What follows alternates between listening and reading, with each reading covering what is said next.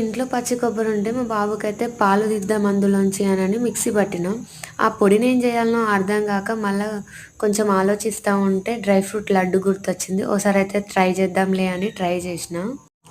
బాదం, పిస్తా, కాజు 10 తీసుకొని కొంచెం నెయ్యిలో వేయించిన ఒక్కొక్కటిగా. దాని తర్వాతనేమో కొబ్బరి పొడిని కూడా నెయ్యిలో వేయించిన. కొన్ని ఖర్జూరాలు సీడ్స్ తీసి మిక్సీ పట్టుకున్న.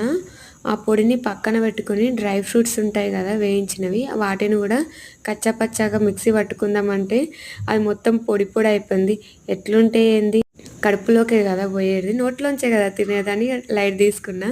ఆ తర్వాత కడాయిలో ఇంకా కొంచెం నెయ్యి వేసి ఖర్జూరం పొడిని అందులో వేసి మంచిగా కలిపిన.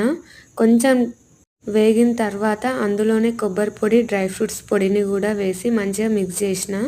ఆ తర్వాత కడాయిని పొయ్యి మీద నుంచి దించేసి నా చేతికి కొంచెం నెయ్యి రాసి మంచిగా మిక్స్ చేసిన, అన్నీ మిక్స్ అయ్యేటట్టు. ఆ తర్వాత అదే చేత్తోని లడ్డూలు చుట్టుకున్న. టేస్ట్ అయితే బాగా వచ్చింది. మా బాబుకు మస్తు నచ్చినాయి. ఓసారి వాడు ఏం మాట్లాడుతున్నాడో ఒక్కసారి వినండి, ఎంత మంచిగా అంటున్నాడు. ఎట్లుంది ఎట్లుంది సూపర్ ఉందా? ఆపనాయి విన్నాయనే